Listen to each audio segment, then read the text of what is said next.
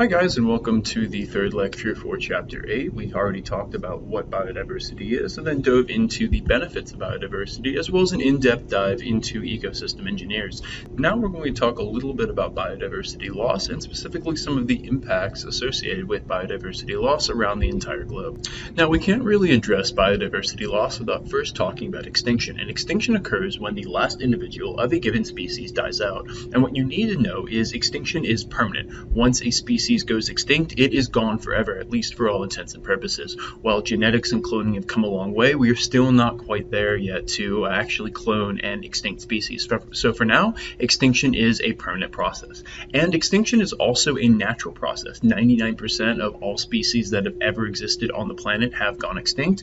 And you need to know that there's something called a background extinction rate. And that's basically just the average number of species that goes extinct every single year under natural conditions around the planet. For mammals and marine species, for example, around one species goes extinct every single year. They might be completely wiped out due to overcompetition, or there might be some cataclysmic event that wipes them out. Anyway, what you need to know is that few species go extinct every single year, and that is perfectly fine.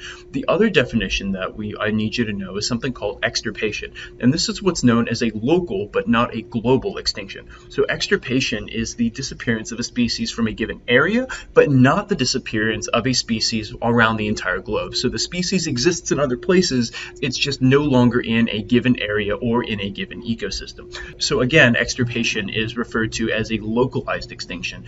And even though it's not in a given ecosystem, it can return. So extirpation, in contrast to extinction, is not necessarily a permanent process. It can be undone, and in fact has been undone when we reintroduce extirpated species into ecosystems that they have been wiped out in. And now again, like we just mentioned, some species go extinct every year. There is a background or a natural extinction rate that the Earth experiences. If we only lose a few species every single year, we will most likely actually be gaining species globally because the rate of speciation typically has outpaced the rate of extinction, at least for background rates. However, Earth periodically experiences incredibly harsh conditions around the entire globe where we actually lose species far faster than the background rate. And this is known as a mass extinction. A mass extinction event is technically defined as an extinction event where greater than 50% of all species existing goes extinct. And in the past, Earth has undergone 5 mass extinction events around the last 440 million years. However, we are actually driving a 6th mass extinction event currently. There's a lot of evidence showing that humans have caused hundreds of species to go extinct in the last few centuries alone, and that rate of extinction is actually increasing precipitously as we increase our population growth rates and we increase our resource consumption as well as our global affluence. Currently, the global extinction rate is between 100 and 1,000 times greater than that background extinction rate, meaning that we are driving extinctions at rates 100 to 1,000 times greater than what the Earth experiences on average. So instead of one species going extinct every year, between 100 and 1,000 go every year. That is absolutely incredible and absolutely heart-wrenching when you think of the long-term implications of biodiversity loss. And there are 5 major causes of biodiversity loss. The first is habitat loss, and that's going to be the most important, at least currently. The second is pollution. Then we have overharvesting, invasive species, and lastly, climate change. We're going to spend a little time on each one of these major drivers and causes of biodiversity loss globally, and I'm going to expect you to know in depth all of these causes of biodiversity loss for your quiz as well as your exam. And not only are we losing a lot of species very rapidly, a lot of species that are still in existence are in a lot of trouble. And this is best conceptualized by something called the Living Planet Index. The Living Planet Index is basically a ratio, and it expresses how large the average population size of a given species is now relative to what it was back in 1970. So this doesn't go back too far, but it does give us an idea of how fast we are losing species, at least in the modern age. And between 1970 and 2012, the Living Planet Index fell by 58%. That is absolutely terrifying. What that means is that on average, a given species population that is still in existence was reduced by more than half. Almost 60% of that population has been reduced. And that's on average. Some species have lost all of their populations, or they are now critically endangered. Others maybe haven't lost that many at all. And again, this is going to target endemic species or species that are specialists. Anything that has adapted to survive in very specific environments plants are far more vulnerable to extinction, because if their specific habitats are lost, then they are lost. And this is another reason why habitat loss is the #1 contributor to biodiversity loss and extinction around the entire planet. Something else that I want you to note is that freshwater species, and particularly amphibians, are most often the worst off. This goes back to habitat loss as well as water pollution.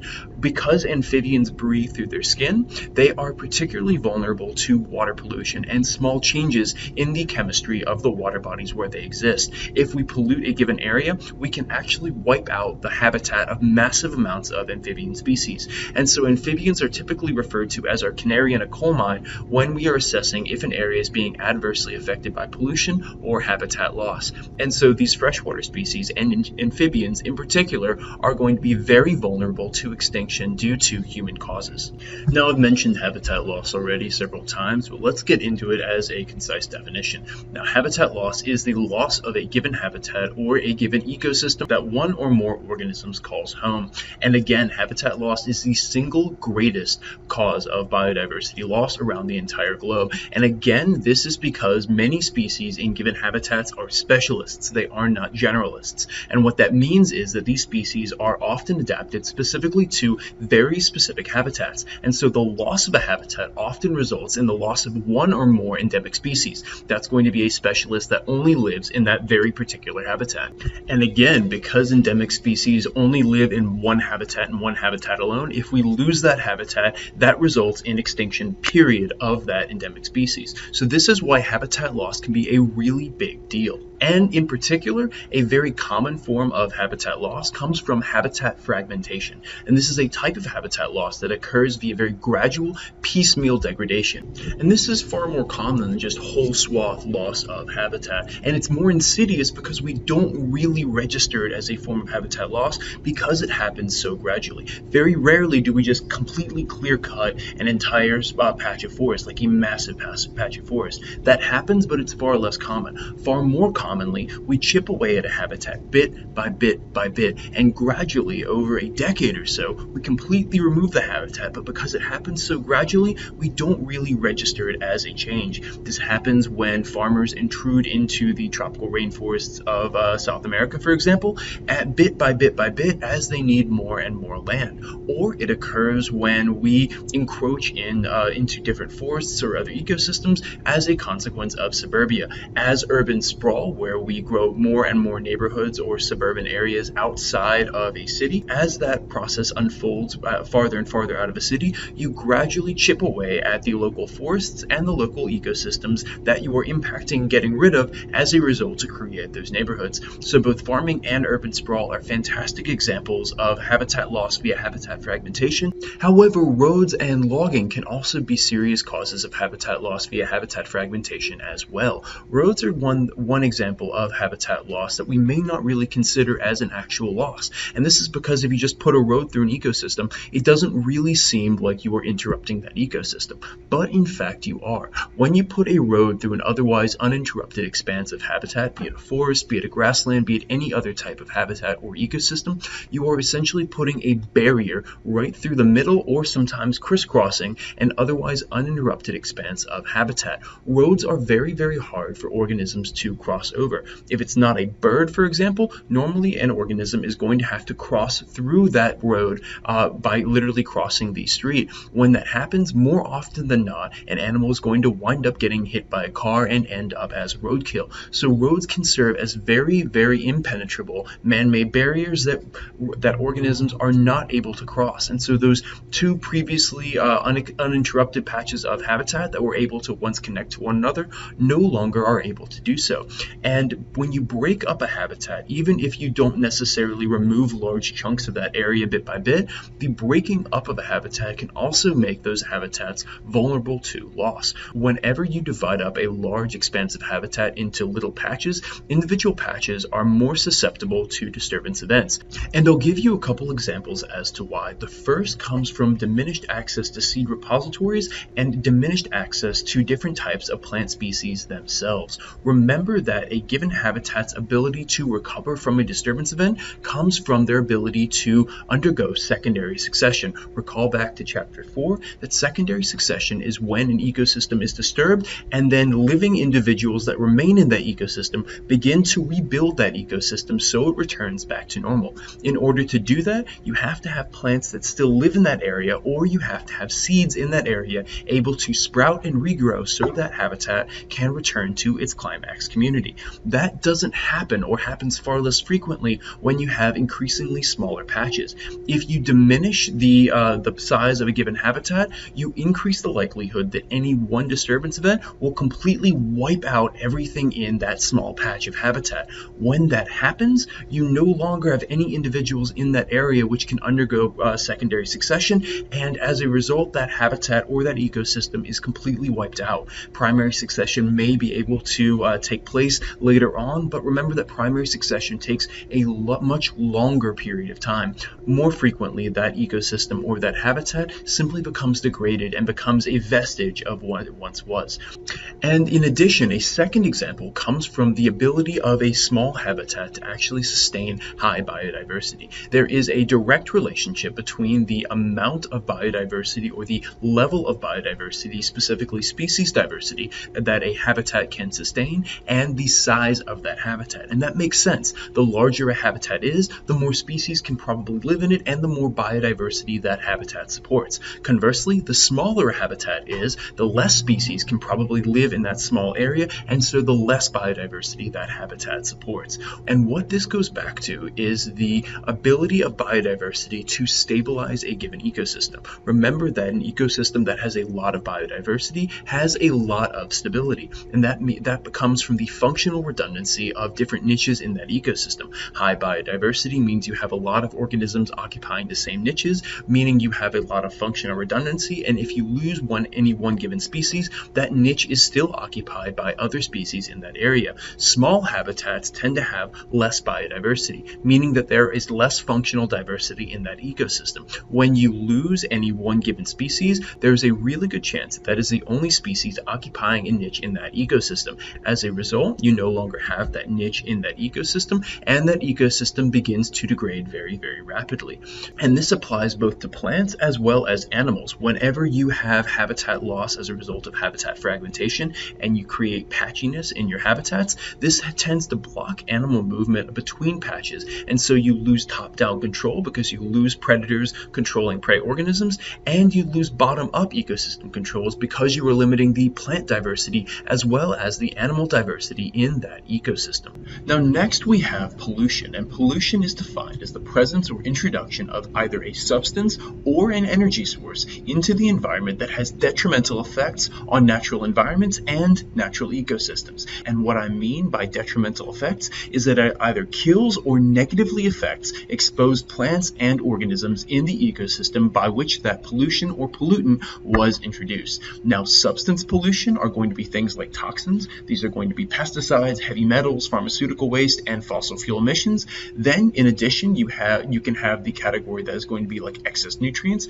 That's going to be fertilizer as well as sediment. We've gone over the effects of fertilizer pretty in depth when we talked about eutrophication back in chapter 2, and we will be talking about the effects of sediment pollution when we talk about water and water pollution in chapter 12. The next form of substance pollution is going to be trash, and that's going to be primarily plastic pollution, simply because we litter into the oceans all the time and plastic doesn't break down, so it just sits in the environment and adversely affects everything that lives in the marine realm. However, in addition to substance pollution, we also have energy pollution. And energy pollution is going to be any energy source that is introduced into an environment or ecosystem that adversely affects or kills any plant or animal in that ecosystem. Great examples of this are going to be light pollution, noise pollution, and thermal pollution. Light pollution in particular, I want you to take note of because this will be a question on your exam, impacts baby sea turtles. Something that you see all the time, particularly in Florida where we have a lot of nesting sea turtles, is that they like to lay their eggs on the shoreline. When the baby sea turtles come up and and hatch, essentially they're going to be hatching at night, and they're going to be using the moon as their guiding source to the ocean, because the moon traditionally was the only light source in an area. However, in beach and coastal environments, there is a lot of ambient light that is in the opposite direction of the water. And so what happens is that baby sea turtles go the other way. They go towards the shoreline, where they eventually get into a road and they get hit by a car. And so light pollution can very, very adversely affect sea turtle populations. In addition, noise pollution, particularly for animals that are trying to sleep, so animals that are active during the daytime and resting, noise pollution at night can really mess with animal systems, and they can mess with their sleep cycles. And then finally, thermal pollution is something we're going to get into again in the water section of chapter 12 and water pollution. But thermal pollution mainly affects aquatic animals. When we release high amounts of hot water into an environment, normally it exceeds the heat range of a given animal or fish species, and it can trigger massive fish kills. So in addition to substance pollution, something we normally think of when we think of pollution, energy pollution is also a significant source of death and adverse impacts to animals and plants in native ecosystems. The next form of biodiversity loss that we're going to talk about comes from overharvesting. And overharvesting is defined as harvesting individuals of a given species at rates which exceed the capacity of that species to replenish its own numbers. Basically, we are harvesting a species faster than the reproduction rate of that species, hence the term overharvesting. And when you think of overharvesting, I want you to think of poaching, and that's the unlawful killing of animals for their meat and or their body parts. And poaching is a very large cause of overharvesting around the world, because we've already identified that these animals are vulnerable and people are just illegally killing them and overharvesting them anyway.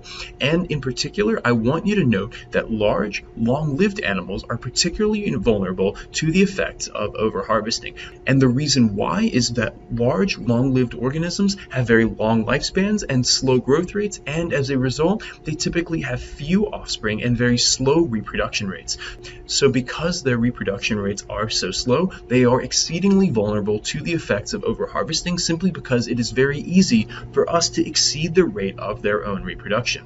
Large animals that I want you to think of when you think of vulnerable organisms to overharvesting are going to be large grazers like elephants or rhinoceroses, or just about any apex predator. Because most ecosystems can only support very few apex predators have evolved to have a very long lifespan and a very slow growth rate. This goes back to the 10% rule that we talked about way back in chapter 2. Remember that only 10% of the biomass and energy goes up a rung in that ecosystem, and so we need way more primary producers and very few apex predators. And so as a result, apex predators don't grow very fast, and they are very easily overharvested as well. So again, because long-lived organisms such as large grazing species or predators can be overharvested very easily as a result of their reproduction rate, they are exceedingly vulnerable to biodiversity loss of this type.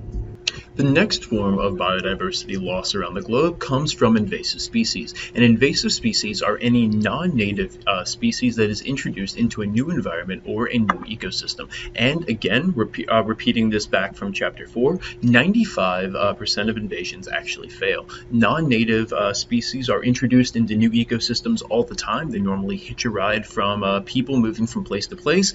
And normally what happens is that most non-native species are very ill-equipped to survive in an environment that they're introduced into, and they just die.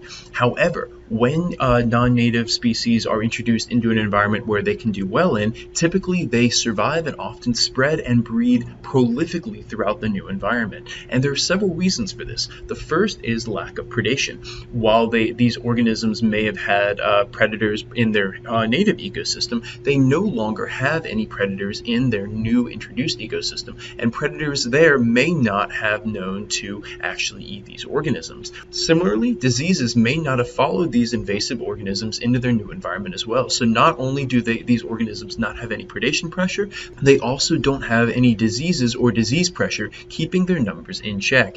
And in addition, native organisms of that native ecosystem might not know how to compete with these new invaders. And so there's a lack of competition, a lack of predation pressure, and a lack of disease pressure, all of which would normally act as caps on the growth rate of a given species. When we don't have those in play anymore, more, the population size of an invasive species can explode to the point where they can just about outcompete any native organism in that ecosystem. And it doesn't help that usually these species that survive in their new environments are going to be very weedy species, meaning that they are fast-growing, prolific breeding species which tend to do well in multiple environments. So they're fast-growing generalists, and that's usually why they can actually survive in the new environment that they're actually introduced into. And again, these organisms can outcompete native species usually pretty well. They can alter habitats, so the kind of ecosystem engineer that we don't want to have, because they alter a native ecosystem into some other kind of habitat,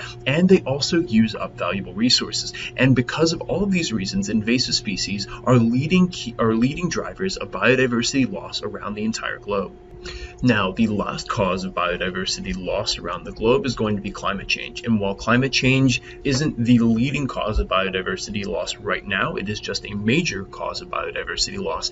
It will probably ramp up to be the major cause of biodiversity loss here in the near future as some of the impacts of climate change become more and more severe.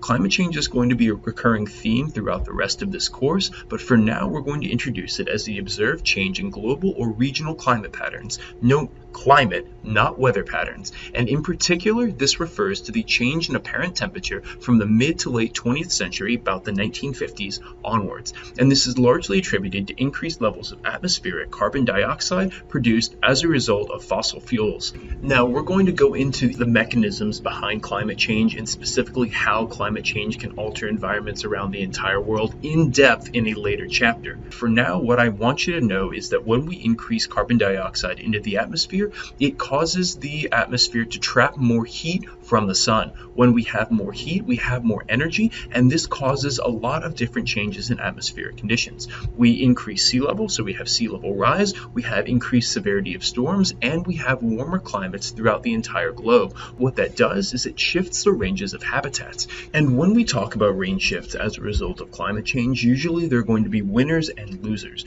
Winners are going to be organisms that can adapt to a range of different climates, and they will see their range expand. And usually the losers in climate change are going to be species which have adapted specifically to colder environments. Those are going to be species in the higher latitudes, either in the North and the South Pole, or they're going to be organisms that have adapted to very high altitudes, so very mountainous regions. What climate change does is when it heats up climates around the entire globe, the colder climates are going to see their ranges contract. So those habitats are going to shrink up and up and up as we talk about colder climates in higher latitudes, and up and up and up as well when we talk about organisms living in higher and higher altitudes. And so these organisms are going to see their ranges shrink. When you see a habitat shrink, you normally lose biodiversity generally. Those habitats become less and less stable, and you eventually see a crash in all of those ecosystems associated with that habitat type.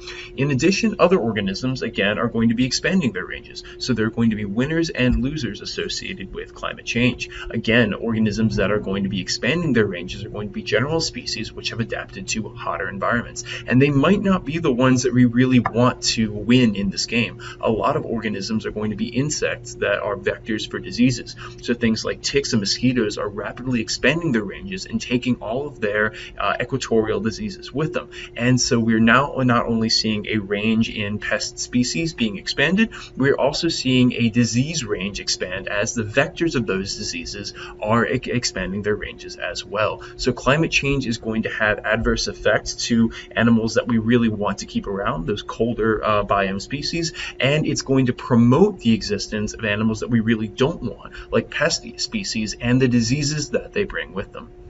And biodiversity loss is a pretty big deal, especially now that we know some of the benefits of biodiversity that we discussed in the previous lecture. When we lose biodiversity, remember that biodiversity is a supporting service for ecosystems, and so its loss means the loss of other ecosystem services as the ecosystems that we rely on begin to degrade. That means loss of food services, that means loss of potential medicine or different commercial resources such as makeups and other cosmetic applications. It also means cause the loss of potential crop species, so it decreases the stability of our actual food security. In addition, biodiversity loss causes huge losses in cultural services like tourism, and losses in regulating services such as clean air, clean water, and soil, as well as nutrient cycling, all of which we need and rely on. And these services are going to be ones that are going to, again, either be very expensive to replace or outright impossible to replace. And that can mean a pretty big deal. It can lead to severe impacts such as economic loss, health impacts, and social disruption.